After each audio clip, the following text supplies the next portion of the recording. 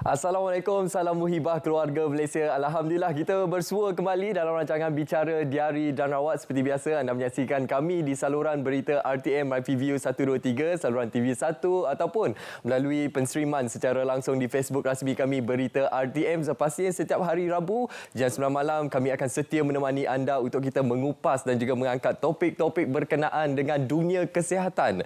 Khususnya dalam kita mengambil kira situasi kesihatan dalam negara dan juga berkenaan dengan penyakit-penyakit yang menular dalam kalangan komuniti kita pada ketika ini.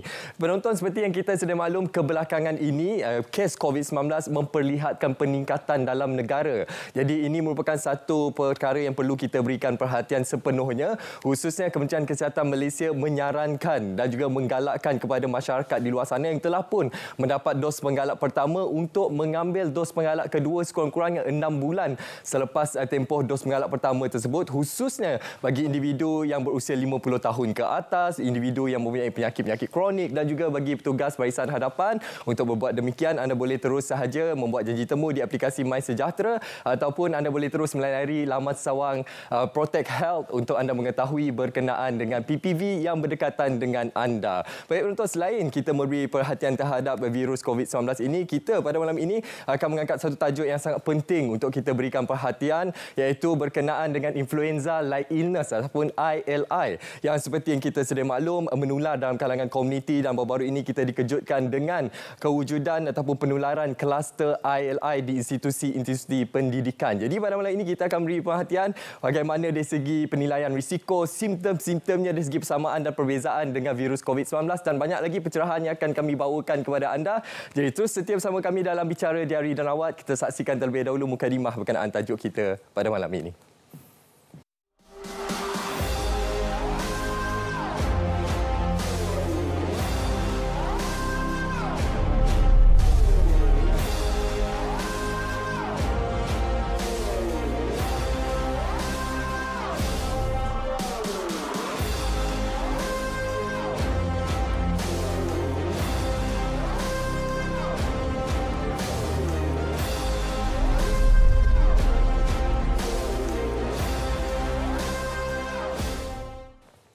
Baik, itu merupakan pengenalan awal berkenaan topik kita pada malam ini, iaitu berkenaan dengan influenza like illness ataupun ILI. Jadi untuk kita mengupas dengan lebih mendalam berkenaan topik ini, kita bersama dengan tetamu kita iaitu Dr. Wan Noraini Wan Mohamed Noor yang merupakan pakar perubatan kesihatan awam bahagian kawalan penyakit Kementerian Kesihatan Malaysia. Assalamualaikum Doktor. Waalaikumsalam warahmatullahi wabarakatuh. Baik Doktor, topik malam ini sangat penting untuk kita sampaikan kepada seluruh keluarga Malaysia pada ketika ini. Betul. Khususnya untuk kita memberi pemahaman, ialah kita menilai situasi semasa dalam negara kita pada ketika ini Doktor. Jadi untuk permulaan Doktor, mungkin kita boleh kongsikan kepada penonton apakah yang boleh kita fahami berkenaan influenza ini dan juga jangkitan penyakit seperti influenza ataupun influenza like illness ini Doktor. Okey. Jadi bila kita cakap influenza, itu merujuk kepada virus yang menyebabkan jangkitan saluran pernafasan tersebut. Itu nama virusnya. Macam COVID-19, virus yang menyebabkannya dinamakan sebagai SARS-CoV-2.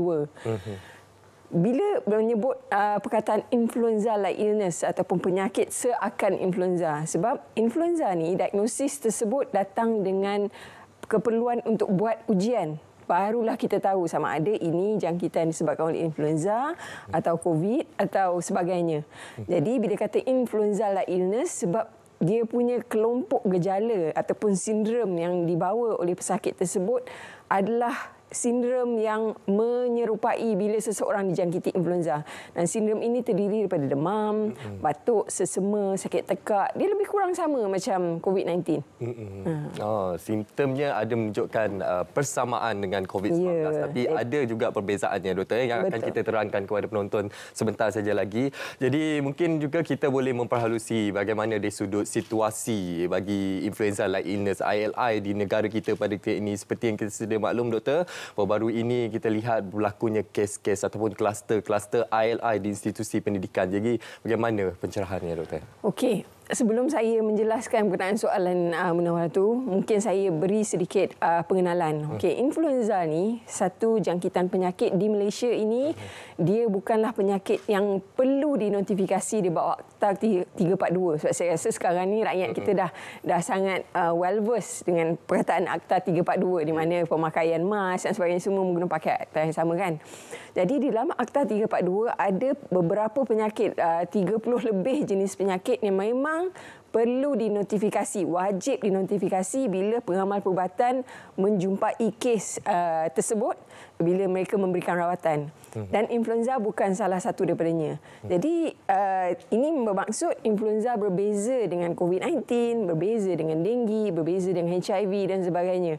Jadi bila sebegitu rupa kita tidak mengira kes-kes influenza ni satu persatu. Kita tak ada macam yang kita ada untuk COVID-19. Kita ada website, ada laman sesawang COVID Now yang melaporkan secara almost real time berapa kes COVID-19 di luar sana. Jadi untuk influenza ni, kerana dia bukan notifiable disease, cara kita mendapatkan data untuk mengetahui situasi di luar sana adalah melalui aktiviti surveillance yang kita laksanakan bagi ILI, yang mana kita buat ini di fasiliti yang klinik kesihatan, kebanyakan klinik kesihatan KKM lah buat masa ini. Ada beberapa, lebih kurang 40 lebih klinik kesihatan seluruh negara yang kita akan dapatkan sampel-sampel dan sebagainya untuk dihantar dan kita akan uji untuk mendapatkan apakah yang sedang menular sekarang ni di luar sana. Kemudian yang seterusnya adalah kita akan juga melaksanakan surveillance ini di peringkat hospital yang kita panggil sebagai SARI surveillance atau Severe Acute Respiratory Infection surveillance. Jadi hasil daripada kedua-dua ini dan begitu juga pelaporan-pelaporan kluster yang kita terima akan memberikan gambaran bagaimanakah situasi jangkitan salur pernafasan di luar sana. Dan ini termasuklah influenza dan juga COVID-19. Jadi untuk influenza memang tidak dinafikan pada ketika ini, as we are speaking, memang trend jangkitan memang sedang mencatatkan peningkatan. Kita mendengar kluster-kluster yang melibatkan sekolah dan sebagainya. Sebab kalau kita bercerita pasal sekolah ni, murid-murid sekolah ni, dia especially kalau sekolah asrama dan sebagainya, mereka duduk dalam situasi yang kita panggil closed setting. Mudah untuk rebakan berlaku. Dan seterusnya, kita juga melihat ada peningkatan daripada aktiviti surveillance ILI dan SARI yang kita dapatkan sampel daripada klinik kesihatan dan juga hospital. Jadi memang ada peningkatan sedang berlaku pada ketika ini dan itu bukan satu benda yang luar biasa. Influenza memang sentiasa ada di sekeliling kita. Cuma dia akan ada masa-masanya akan ada peningkatan berlaku dan dia akan bila tiba masanya dia akan ada penurunan. Lebih kurang juga macam cyclical event ataupun cyclical incident yang kita lihat dalam denggi contohnya. Dia ada musim dia akan naik dan ada musim dia akan turun semula. Kalau kita lihat situasi influenza di luar negara seperti di Eropah dan juga di Australia misalnya doktor, ia bukan satu penyakit ataupun perebakan virus yang bermusim doktor pada winter sahaja. Betul. Tapi di negara kita sepanjang masa. Cuma dia ada tempoh tertentu sahaja yang memperlihatkan peningkatan yang tinggi doktor. Okey, jadi itu pemahaman awal kita berkenaan dengan influenza ataupun influenza-like illness ini. Jadi kita juga ingin memberikan pencerahan yang lebih mendalam lagi doktor kepada masyarakat di luar sana. Virus yang menjadi penyebab kepada influenza ini. Mungkin doktor boleh memperincikan lagi karakteristik virus bagi influenza ini doktor. Okey. Kalau kita bercakap pasal jangkitan saluran pernafasan sebab jangkitan saluran pernafasan ni sebenarnya virus yang menyebabkannya ada banyak yang kita tahu. COVID-19 semua orang sekarang dah expert lah. Itu tak cerita lagi lah kan. Di mana coronavirus. Dan coronavirus ini sendiri pun keluarganya sangat besar. Sebelum COVID-19 kita jumpa sebagai satu virus baru, ada 4 lagi coronavirus lain yang sebelum ini memang telah pun menular dan ada di luar sana. Jadi influenza juga salah satu virus yang menyebabkan jangkitan saluran pernafasan dan selain itu ada beberapa lagi. Okey. Yang saya boleh ingat dan boleh saya sebutkan contohnya respiratory RSV kita panggil. Virus ni nama panjang sikit, saya tak berani nak sebut, sekejap lagi mesti terbelit lidah saya.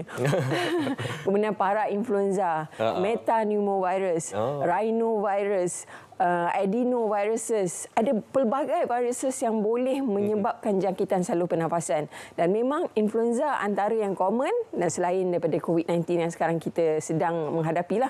Jadi untuk influenza ini sendiri pun dia ada 4 adik-beradik. Ada influenza A, B, C dan D.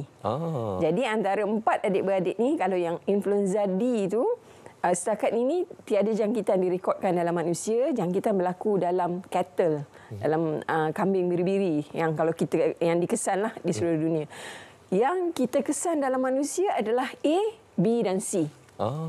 Yang kerap berlaku. Tapi C jenis yang kalau dia menyebabkan jangkitan agak ringanlah gejala yang dia alami. Tapi antara 4 beradik ni tadi, A, B, C dan D, A adalah adik-beradik yang nakal sedikit.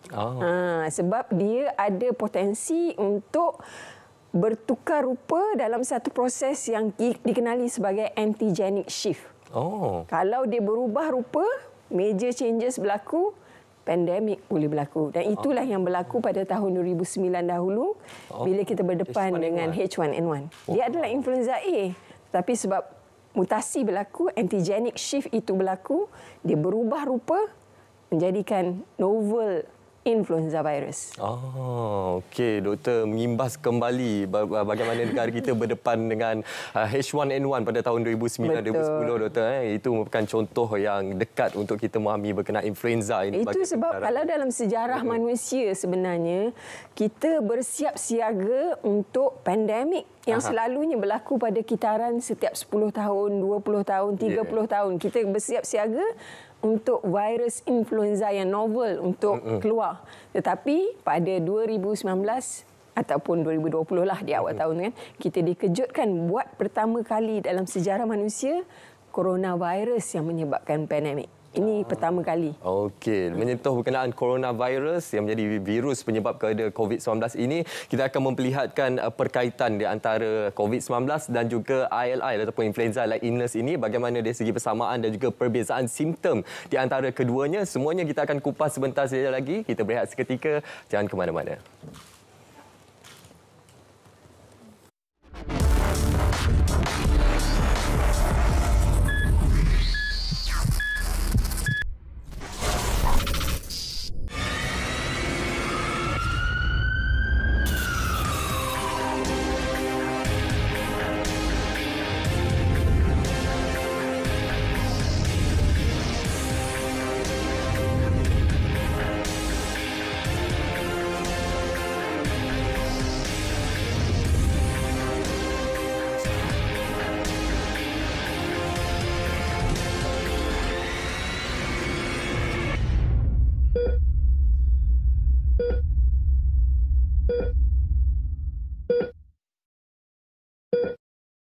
Kami turut membincangkan potensi untuk Turki meningkatkan import minyak sawit Malaysia.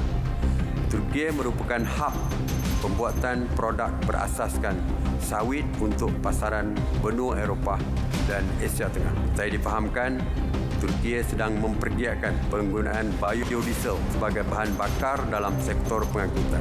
Malaysia telah memulakan pengeluaran biodiesel berasaskan minyak sawit. Ini selaras dengan matlamat Malaysia dalam menghasilkan sumber tenaga mesra.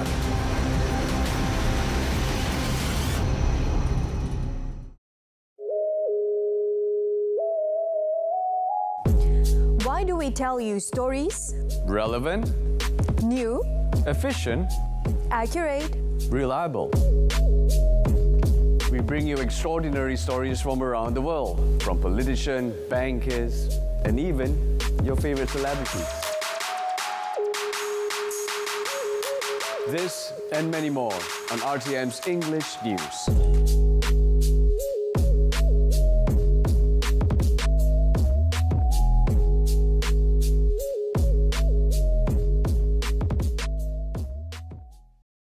Pembentukan pasukan ini adalah untuk mengukuhkan jalinan kerjasama pelbagai agensi dan dia akan diperkembangkan mengikut keperluan.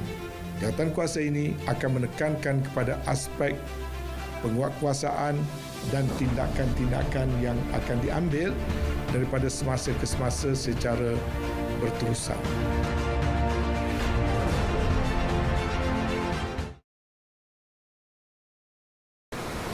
Jelajah Prasi Keluarga Malaysia Negeri Kelantan sudah tiba. Pakak mari ramai-ramai. Banyak benar bagai mugo. Gebuk keluar kerjaya. Ingat 22 hingga 24 Julai ini 9 pagi hingga 9 malam di perkarangan Stadium Sultan Muhammad keempat.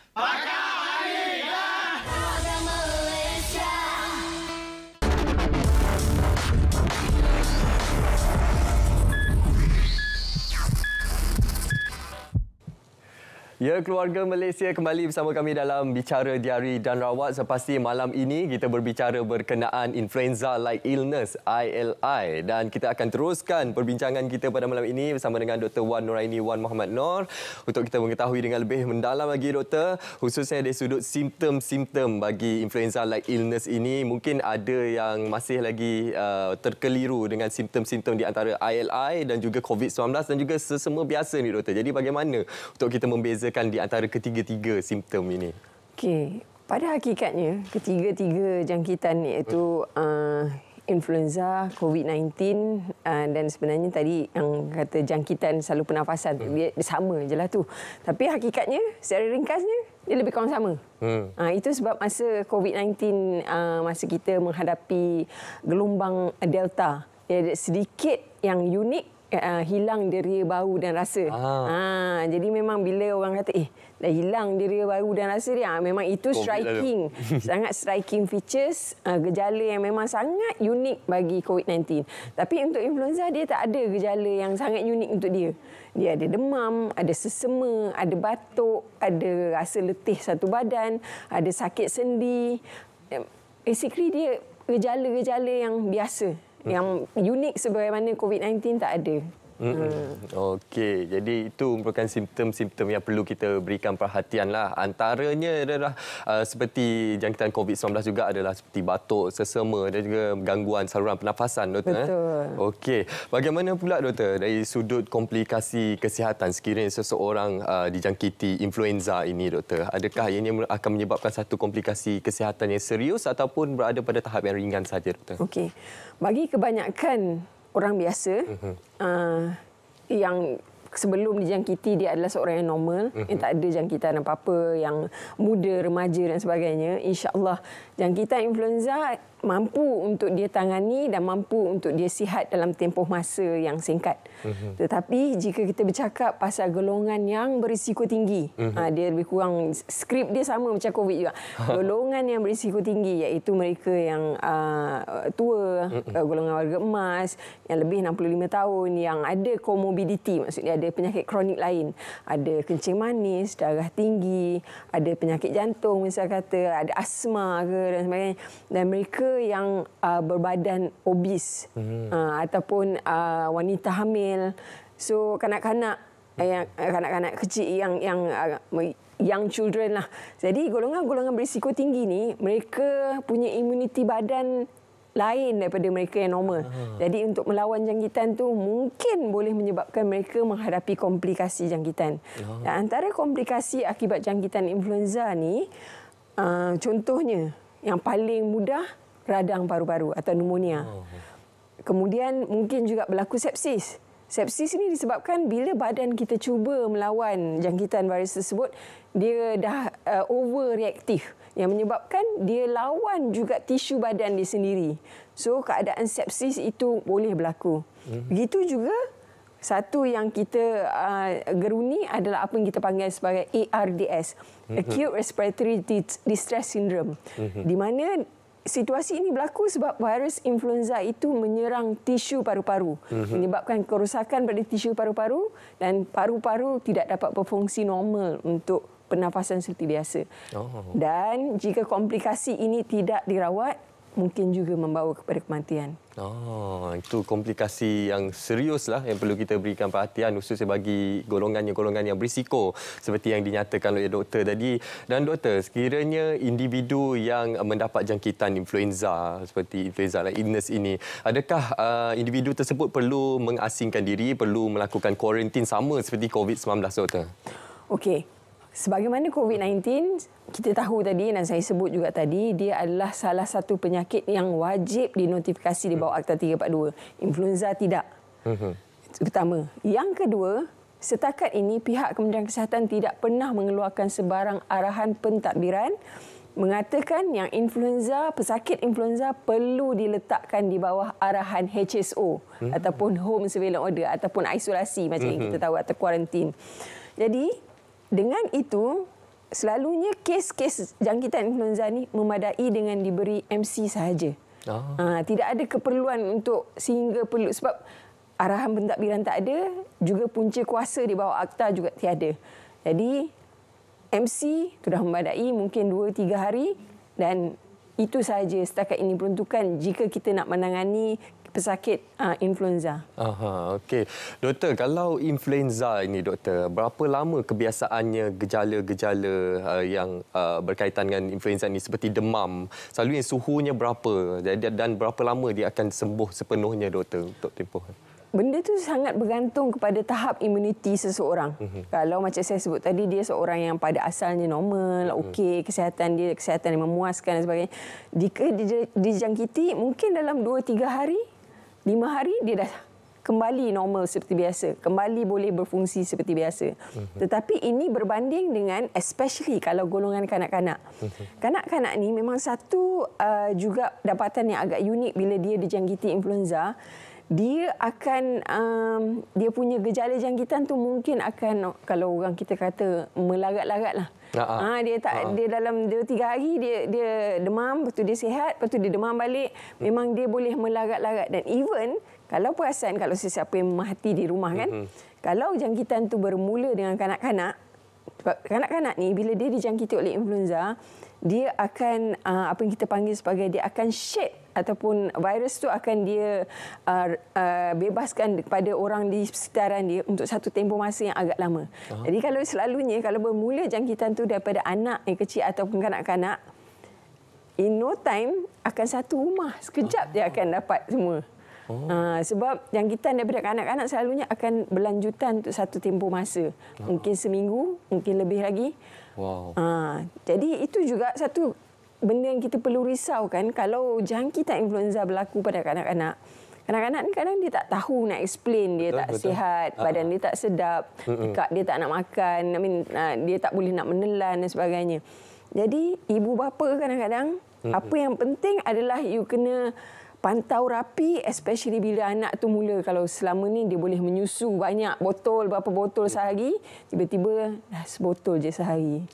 Kencing dia pun, bila kita nak salin pampers tu dah 2-3 jam tapi masih lagi kering dan sebagainya. So, ini antara tanda-tanda yang amaran awal jika berlaku pada kanak-kanak dan mungkin benda tu boleh melarat menjadi lebih teruk. Even kalau kita yang biasa, yang orang sihat ni pun, kalau dijangkiti, kita selalu tahu. Kita demam 2-3 hari dah.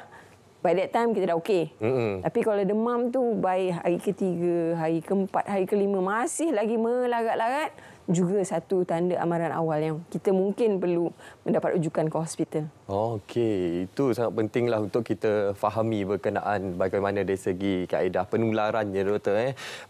Dia kaedah penularannya agak sama seperti COVID-19, doktor. Jadi sudah pasti langkah pencegahan juga sama juga, doktor. Kalau kita lihat dalam tempoh pandemik COVID-19, mungkin kita kurang mendengar berkenaan dengan kes influenza ini dalam komuniti kita. Tapi selepas negara kita beralih kepada fasa peralihan ke pelbagai sektor telah pun mula dibuka, kita melihatkan peningkatan dalam kes influenza ni, doktor. Jadi ini merupakan satu perkara yang perlu kita berikan perhatian, khususnya bagaimana untuk kita menilai dalam situasi semasa sekarang ini, doktor, adakah seseorang individu tersebut yang dijangkiti influenza ini boleh dalam masa yang sama, doktor, dijangkiti COVID-19 juga, doktor? Sebenarnya hakikatnya itu yang kita panggil sebagai situasi co-infection. benda tu boleh berlaku. Maksudnya dia dapat jangkitan influenza, pada masa yang sama dijangkiti juga oleh COVID-19. Dan satu benda yang kita perlu risaukan juga, especially kalau mendapatkan rawatan dekat klinik atau hospital, kita akan lihat gejala yang pesakit ni datang kepada kita tu, di mana kedua-dua ni kalau kita lihat tadi adalah virus. Baik COVID ataupun influenza, kedua-duanya virus. Bila virus ni dah menyerang tisu paru-paru, apa yang kita risaukan adalah jangkitan sekunda disebabkan oleh bakteria pula. Itu yang boleh melarat tu. Jadi bila ada jangkitan sekunda disebabkan oleh bakteria, mungkin itulah di mana kita akan mulakan antibiotik pada pesakit. Itu kadang-kadang orang kata, saya dah pergi klinik first time, doktor tak bagi pun antibiotik. Antibiotik bukan untuk merawat virus. Antibiotik untuk merawat bakteria. Maksudnya, you punya jangkitan virus yang bermula mungkin dengan influenza, mungkin dengan COVID, telah melarat, dapat jangkitan sekunda yang sekarang telah ada bacterial infection. Okey. Barulah antibiotik dimulakan. Okey.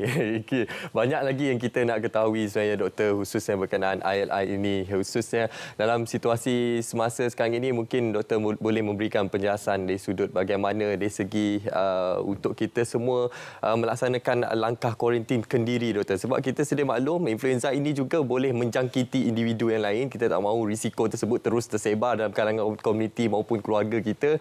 Jadi peranan kita sendiri untuk kita melaksanakan kuarantin kendiri ini, doktor, walaupun tiada arahan dikeluarkan oleh KKM, doktor. Okey. Jadi inilah di mana kalau saya pasti rakyat Malaysia sekarang ni, kalau saya tanya apa yang kita dah buat semasa COVID, dan COVID dah nak masuk tahun ketiga. Kita mula hari itu pada 2020. So kita dah masuk 22 dan soon kita akan masuk ke 2023. Jadi kita dah melalui COVID ini untuk sekian lama, dan saya pasti orang di sekeliling kita dah ada dijangkiti. Kita sendiri mungkin dijangkiti dah. Mungkin ada orang yang dah dapat jangkitan pertama, jangkitan kedua, mungkin jangkitan dah berkali-kali. Jadi apa juga yang kita laksanakan semasa kita menghadapi COVID boleh dilaksanakan untuk jangkitan influenza. Cuma sekarang bezanya, dahulu mungkin akan ada kita dapat HSO yang kita boleh tunjuk pada MySejahtera kita merah dan sebagainya.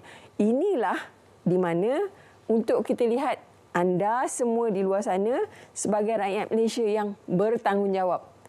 Yang menteri saya pernah satu masa lepas raya itu dia cakap, sebabkan tanggungjawab yang dilaksanakan oleh rakyat Malaysia, kita berjaya untuk memastikan walaupun lepas raya, kes yang naik itu tidaklah meningkat terlampau tinggi. Sebab kita selalu cakap, bila kami di Kementerian Kesihatan, bila bercakap pasal penularan penyakit, kawalan, pencegahan dan sebagainya, dia bukan peranan yang dimainkan oleh KKM semata-mata. Betul. Setiap dari kita ada tanggungjawab boleh dimainkan, dan inilah dia. Dia cerita pasal influenza, apa yang anda laksanakan untuk COVID, boleh juga dilaksanakan untuk influenza. Boleh juga diaplikasikan untuk influenza, doktor. Betul. Okey, doktor. Mungkin kalau COVID-19 ini, tempoh kuarantinnya, mungkin kita boleh ketahui berkenaan dengan, untuk tempoh tertentu 7 hari, kita dah bebas, kita dah negatif. Jadi kita boleh bebas untuk keluar, bersosial dan sebagainya. Tapi tempoh kuarantin yang selamat untuk individu bagi influenza ni berapa lama sebenarnya, doktor? Boleh saya katakan kalau demam tu demam misal katalah, kena influenza, kemudian demam pada hari ini dah settle, tak ada demam dah. Selalunya kita akan cakap within 24 hours, 24 jam lepas demam tu dah kebah, insya-Allah. Itu maksudnya anda dah berjaya untuk mengatasi jangkitan tu dan hopefully tak menjangkiti orang lain.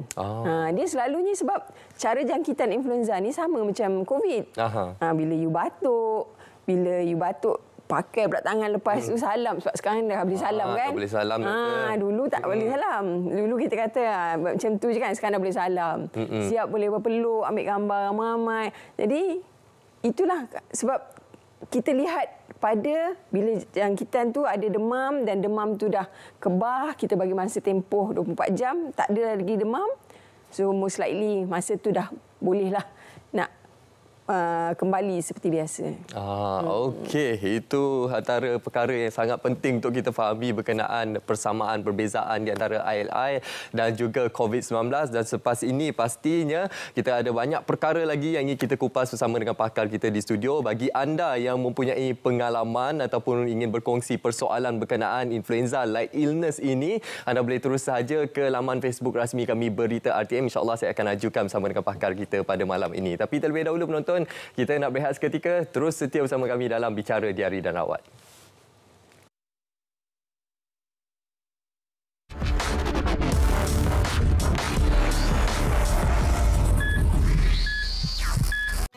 Jom ramai-ramai kita ke jelajah aspirasi keluarga Malaysia Kelantan pada 22 hingga 24 Julai di perkarangan Stadium Sultan Muhammad Keempat, Kota Baru, Kelantan mulai 9 pagi hingga 9 malam. Pelbagai aktiviti dan program menarik diadakan. Bicara Ulama Nusantara, Sukan Rakyat dan E-Sport, Karnival Jualan IKS, konsert minggu ini at Malam Seni Jelajah Aspirasi Keluarga Malaysia yang akan menampilkan Datuk DJ Dev, Datuk Ramli Sarip, kumpulan Kopratasa, Hijaz dan Izu Islam.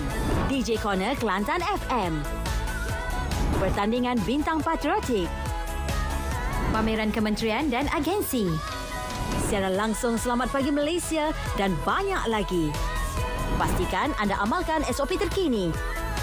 Jadi, kita jumpa di sana. Keluarga Malaysia, keluarga digital. Keluarga Malaysia.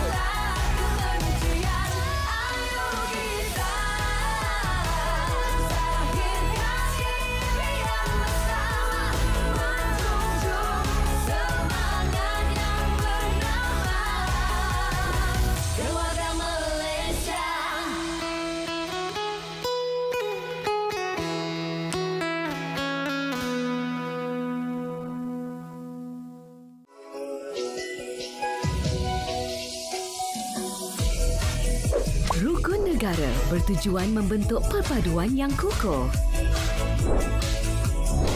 Satu daripada bahagian rukun negara menggariskan objektif masyarakat Malaysia yang mahu dibentuk.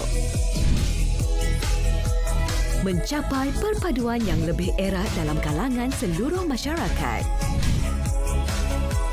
Memelihara satu cara hidup demokratik. Mencipta satu masyarakat yang adil di mana kemakmuran negara dapat dinikmati bersama secara adil dan saksama. Membentuk satu sikap yang liberal terhadap tradisi kebudayaan yang kaya dan berbagai-bagai corak. Dan membina sebuah masyarakat progresif yang akan menggunakan sains dan teknologi moden.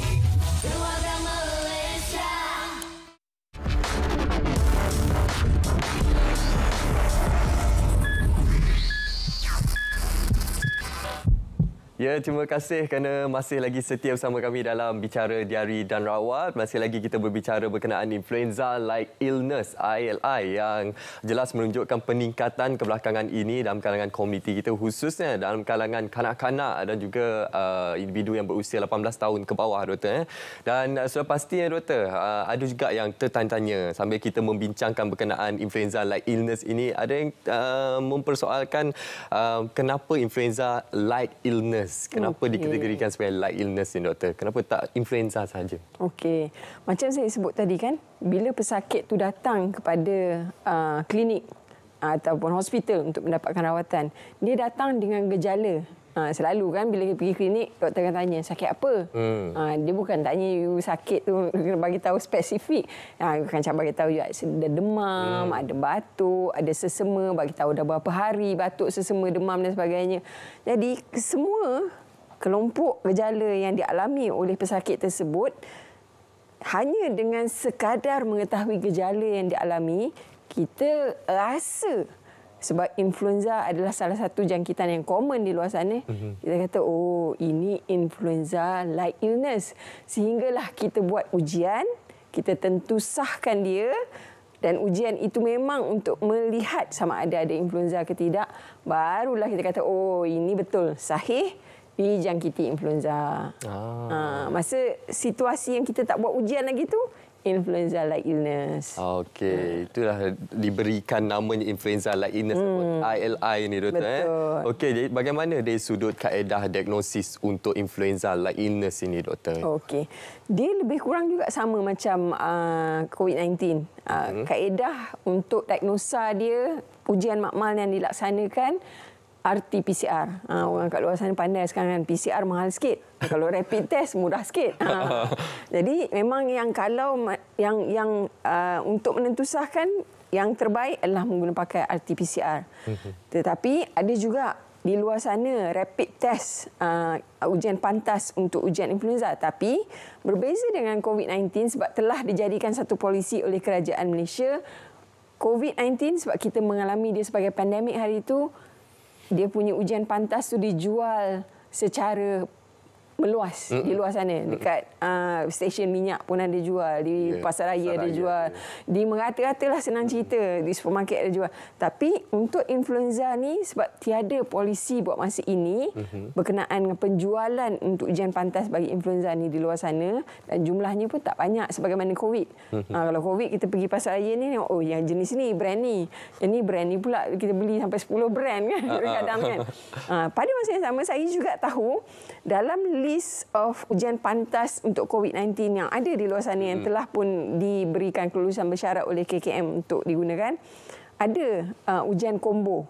Maksudnya dia boleh melihat kepada jangkitan COVID, dia juga pada masa yang sama boleh melihat kepada jangkitan influenza A dan B. Ada.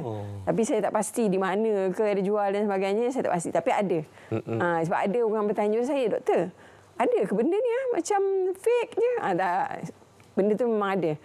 Dan even dalam apa-apa pun kalau kita bercerita pasal COVID-19, baik pun influenza, kalau nak lihat adakah ujian pantas yang anda gunakan tu adalah yang disahkan boleh digunakan, diluluskan untuk kegunaan oleh KKM, boleh cek di laman sesawang medical device kami, MDA, Medical Device Authority. Okey, ialah sekarang ni doktor, ramai dalam kalangan kita yang mungkin mengalami gejala-gejala seperti COVID-19, tapi bila cek dengan test kit COVID-19 negatif. Jadi berkemungkinan besar adalah influenza doktor. Betul. Dan cepatlah berjumpa dengan doktor. Apa yang selalunya kalau di klinik kesihatan kami, bila pesakit datang dengan gejala macam saya sebut tadi tu, sebab gejala tu kita tak tahu, hanya sekadar dengan gejala kita tak tahu.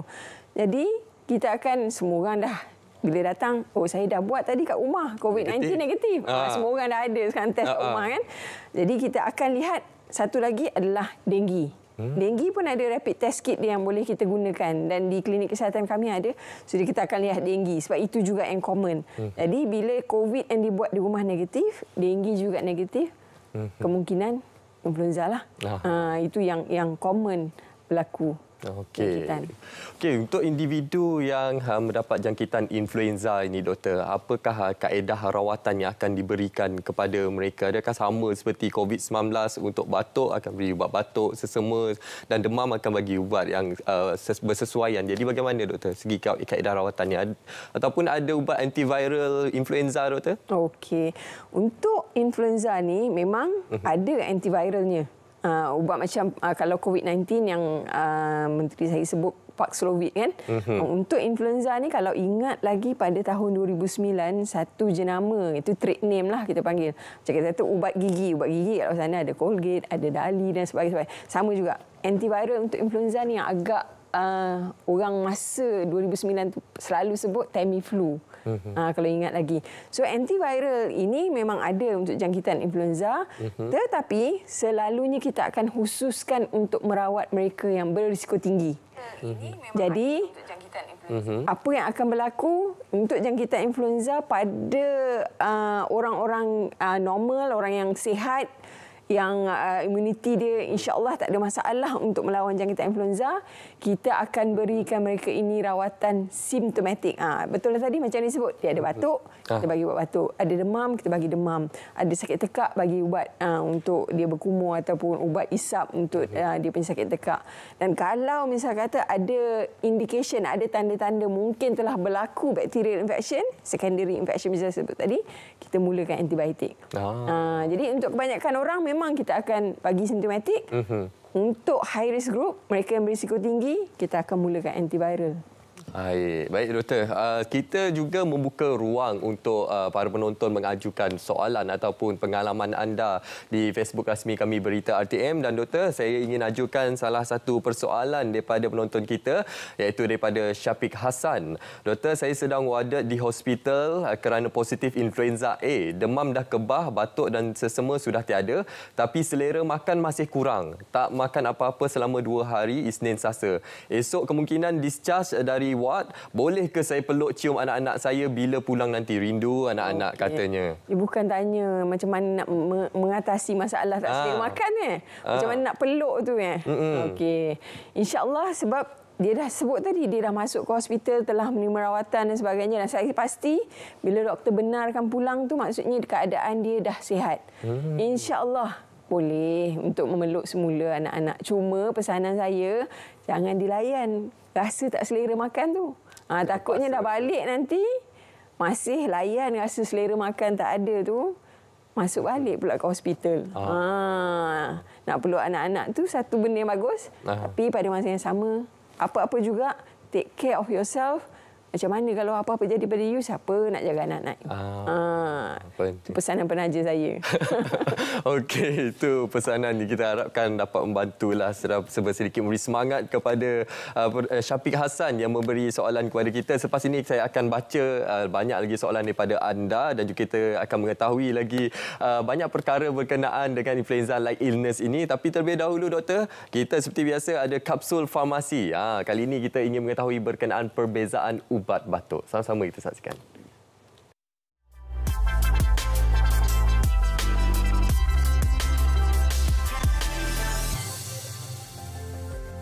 Hai semua, untuk episod kali ini saya akan kongsikan informasi berkaitan dengan perbezaan jenis ubat batuk. Batuk satu gejala yang biasa dan pasti ramai yang pernah mengalaminya. Kalau dah batuk sampai mengganggu urusan seharian, semestinya kita akan mula mencari ubat batuk kan? Tapi anda perasan tak, di pasaran ada pelbagai jenis ubat batuk. Jadi, yang mana satu sebenarnya sesuai untuk dibeli dan digunakan semasa kita mengalami gejala batuk?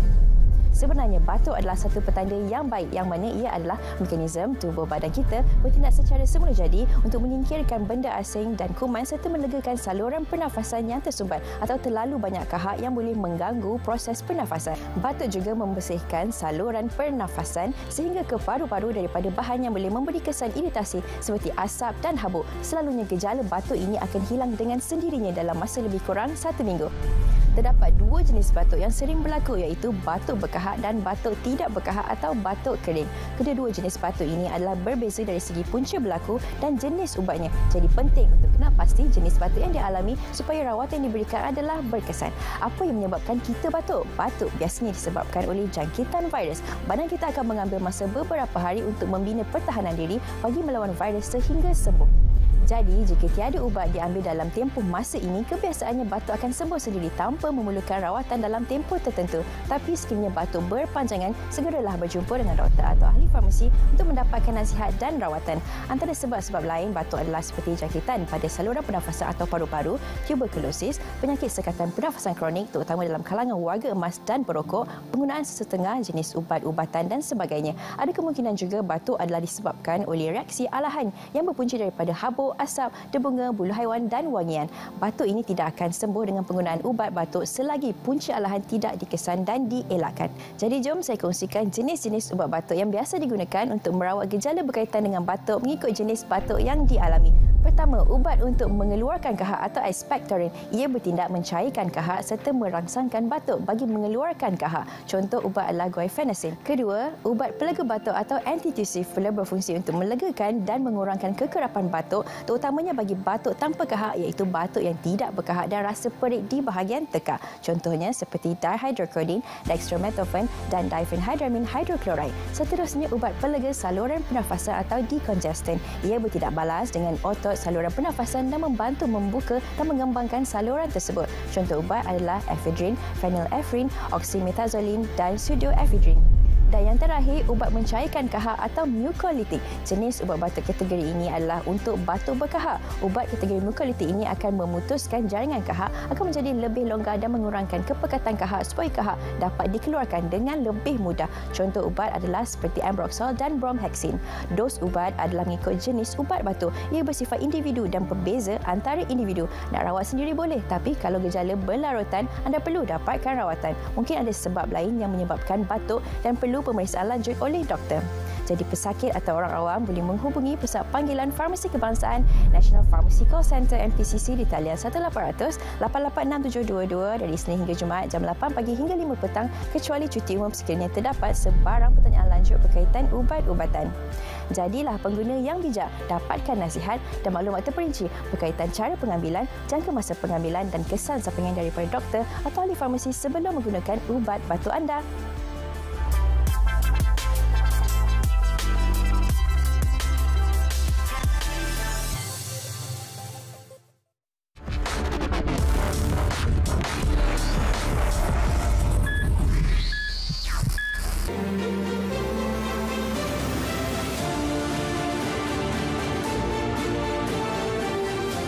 Kita ingin memohon kerjasama semua agensi berita dan pelapor-pelapor termasuklah di media elektronik dan media cetak memastikan kesahihan satu-satu laporan supaya tidak berlaku laporan yang sengaja disensasikan. Mestilah kita memberi laporan seberapa tepat yang boleh, kerana kita tidak mahu memberi bukan saja gambaran yang salah, ya, sebab ini semua ada kaitannya dengan soal kenaikan harga, panic buying, dan tidak membantu dalam usaha kita nak mengawal impak daripada inflasi dan kenaikan harga barang.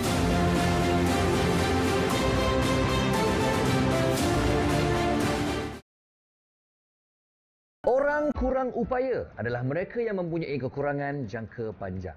Terdapat 7 kategori OKU, iaitu fizikal, penglihatan, pendengaran, pertuturan, mental, pembelajaran dan pelbagai.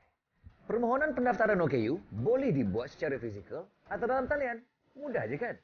Terdapat 32 kemudahan dan keistimewaan sebagai OKU berdaftar dari pelbagai agensi. Antaranya, pengecualian bayaran pasport, pelepasan cukai pendapatan, keutamaan semasa pemberian vaksin COVID-19, kaunter khas OKU dan sebagainya. Untuk maklumat lanjut, sila layari laman sesawang oku.jkm.gov.my.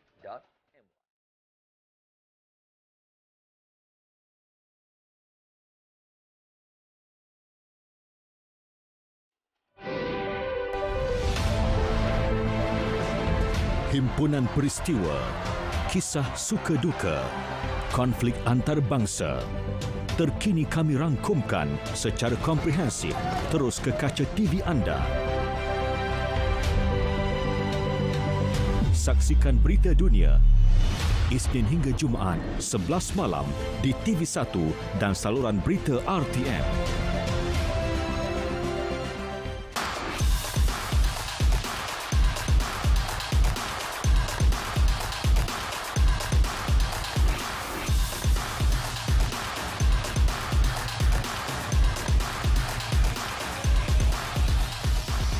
Perniagaan anda, keutamaan kami. Tunggu apa lagi? Jom iklankan produk anda di RTM hari ini.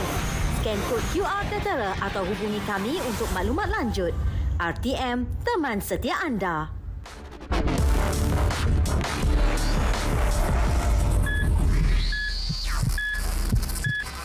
Ya, kembali bersama kami dalam Bicara Diari dan Rawat. Kita berbicara soal influenza-like illness pada malam ini. Alhamdulillah banyak sebenarnya yang kita pelajari, yang kita ketahui daripada pakar kita di studio pada malam ini. Dah pastinya doktor, saya ingin membaca lagi persoalan yang diajukan oleh penonton setia kita. Pastinya daripada Henry Norman, doktor.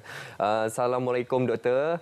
Adakah vaksin COVID-19 yang kita ambil sebelum ini memadai untuk melawan virus influenza apabila dijangkiti, dan adakah keperluan untuk kita mendapatkan vaksin khusus untuk influenza ini, doktor? Okey. Jadi sebagaimana namanya, vaksin COVID-19. Jadi vaksin itu adalah memang untuk jangkitan COVID-19, untuk mencegah jangkitan ataupun untuk mengurangkan gejala jika dijangkiti oleh COVID-19. Nama dia pun dah sebut di situ kan. So itu untuk COVID-19. Jadi vaksin COVID-19 tidak akan boleh membantu untuk jangkitan influenza lah. Jadi untuk jangkitan influenza, untuk mengelakkan daripada dijangkiti atau mengurangkan gejala sekiranya dijangkiti, memang ada vaksin influenza di luar sana. Cumanya yang ini perbezaan. Vaksin COVID buat masa ini masih diberi secara percuma untuk golongan tertentu di Malaysia. Tapi untuk vaksin COVID-19 ni, jika anda berminat untuk mendapatkannya, dapatkan di fasiliti kesihatan swasta di luar sana.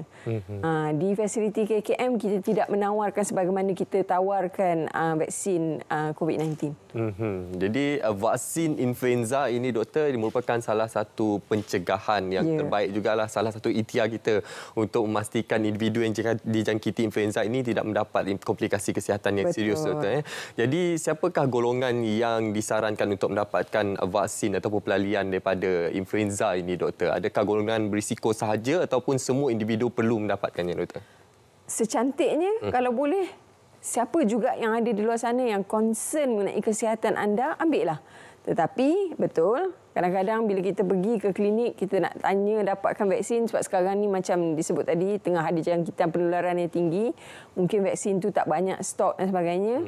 Jadi bila kita melihat pada keluarga kita, kita ada family of 5 ni saya kata. Ahli keluarga kita ada 5 orang, ada anak kita yang kecil, kita ada pula dalam keluarga kita yang berisiko tinggi, mungkin ada isteri kita mengandung, ada pula orang tua tinggal bersama kita. Jadi kita utamakan mereka yang berisiko tinggi lah untuk mendapatkan. Jika stok di mana kita nak dapatkan tu di klinik swasta tu, dia kata tengah kurang stok. Jadi kita utamakan dulu kurang berisiko tinggi. Tetapi jika ada kemampuan nak dapatkan untuk keluarga semua sekali dan memang ada stok di klinik tersebut, why not? Silakanlah. Jadi doktor, vaksin influenza ini adakah perlu kita ambil dalam tempoh setahun sekali ataupun berapa jangka masa keperluan untuk mengambil vaksin influenza ini, doktor? Okey, perlindungan yang diberikan oleh vaksin, hakikatnya kita tak ada nak jual barang, nak promote lebih-lebih. Vaksin baik COVID, baik influenza, apa juga vaksin di luar sana, vaksin ini ada nature-nya yang dipanggil waning immunity. Maksudnya cukup tempoh, memang dia punya protection tu akan berkurangan. Perlindungan yang diberikan olehnya berkurangan. Jadi kalau untuk vaksin influenza ni, saranan oleh pakar di luar sana untuk kita ambil dia secara tahunan. Sebab macam tadi, semasa kita sedang berhenti rehat tadi, tanya, berapa kerap kita boleh dapat jangkitan influenza ni? Kalau kita semua di sini melihat semula, kita mendapat jangkitan pernafasan akut ni sepanjang hidup kita, daripada kita mula lahir tu sampailah kita ke umur sekarang, kita dah mendapat jangkitan ni berkali-kali. Jadi menunjukkan bahawa ia adalah satu jangkitan yang memang mudah untuk berlaku, yang kerap kita boleh dapat. Jadi salah satu investment yang boleh kita buat adalah mendapatkan vaksin influenza secara tahunan. Okey, kita ada juga persoalan yang diberikan oleh penonton kita daripada Syazwan Bakari. Assalamualaikum doktor, anak saya umur 3 tahun positif influenza A. Dia demam dah masuk 5 hari, dia dah terima rawatan di klinik swasta. Soalan saya, perlu ataupun tidak warded anak dia ke hospital? Okey. Perlu atau tidak warded tu bergantung kepada adakah anak dia respon kepada treatment yang diberikan, rawatan yang diberikan oleh pihak klinik swasta tersebut. Jika demam anak dia dah kebah, batuk dah ada kurang, selsema, sakit tekak semua dah ada kurang, alhamdulillah. Tidak ada keperluan untuk dia pergi mendapatkan rawatan ke ataupun dimasukkan ke hospital. Sebab saya faham bila kita mendapat jangkitan ni, selalunya benda yang agak sedikit masa perlu untuk hilang betul-betul adalah batuk. Batuk ni memang agak sedikit lama lah. Mungkin seminggu, 2, mungkin 3 minggu masih batuk tu akan berlaku. Tapi satu gejala yang memang as dia go along with the infection dan akan resolve yang agak cepat adalah demam. So kalau demam dah okey, makan dia dah okey, dia dah selera, batuk tu mungkin akan ambil masa sikit lah. Tapi insyaAllah by seminggu 2 macam tu akan hilang lah. Tapi yang penting demam dah okey, makan dah okey, dah boleh menyusu. Alhamdulillah, tak perlu dimasukkan hospital. Okey, apa yang penting kita memantau tahap kesihatan anak kita. Sekiranya bertambah serius, perlu cepat-cepatlah bawa ke hospital, doktor. Okey, doktor, untuk kita memberikan pemahaman yang lebih jelas kepada masyarakat berkenaan langkah-langkah pencegahan terbaik untuk influenza ini, doktor. Apa yang ingin doktor sampaikan kepada seluruh keluarga Malaysia? Ringkas saja nasihat saya. Apakah yang telah anda laksanakan semasa kita menangani COVID tempoh hari? Itu jugalah yang boleh anda laksanakan sekarang. Sebab sekarang saya nampak dulu masa kita menghadapi COVID yang tengah havoc masa tu kan, saya nampak ramai orang dekat handbag tu ada hand sanitizer. Sekarang saya tengok macam dah kurang. Jadi penggunaan hand sanitizer tu tak kisahlah COVID-19 ke influenza ke, amalkan. Jadikan dia satu amalan, jadikan dia tabiat. Pemakaian mask di kawasan tertutup kita masih lagi menjadikan dia mandatory. Hanya kita kata di luar. Tapi di luar pun kalau misal kata you berada dekat pasar malam, di mana orang bersesak-sesak, masih perlu pakai mask. Betul. Kemudian apa lagi? Kalau anda bergejala, macam kita sebutkan tadi, kita bincangkan tadi. Kalau dah bergejala tu, walaupun influenza ni tiada keperluan untuk MySejahtera tu jadi merah dan sebagainya. Tanpa itu pun jadi seorang masyarakat yang bertanggungjawab, duduklah di rumah sementara gejala itu kebal. Benda-benda yang sama kita laksanakan untuk COVID. Laksanakan semula jika anda dijangkiti influenza. Kita amalkan semula, kita praktikkan semula norma jadikan amalan, baharu. Jadikan tabiat. Betul. Itu yang perlu kita mainkan dalam kehidupan kita, khususnya dalam kita menilai situasi semasa. Bukan saja berkenaan jangkitan influenza, malah juga berkenaan virus COVID-19. Khususnya adalah sangat penting untuk kita sentiasa melaksanakan langkah-langkah pencegahan pada tahap yang tertinggi, seperti kita mengamalkan tahap kebersihan pada tahap yang tertinggi dan juga etika batuk dan bersin, doktor. Itu juga sangat penting untuk kita war-warkan kerana kita sedia maklum kedua-duanya mempunyai kaedah penyebaran yang sama. Jadi terima kasih saya ucapkan kepada Dr. Wan Noraini Wan Muhammad Noor, Pakar Perubatan Kesihatan Awam bahagian Kawalan Penyakit KKM atas perkongsian pada malam ini. Alhamdulillah, kita harapkan ianya memberi satu manfaat dan juga ilmu pengetahuan yang cukup besar kepada semua keluarga Malaysia. InsyaAllah kita akan berjumpa lagi pada minggu hadapan dengan topik berkenaan dengan dunia kesihatan. Sampai di sini sahaja. Jangan lupa untuk saksikan siaran ulangan kami pada hari Jumaat pada jam 3.30 petang di TV1. Sampai di sini sahaja. Saya Munawar Azmi undur diri. Assalamualaikum. Salam hormat keluarga Malaysia.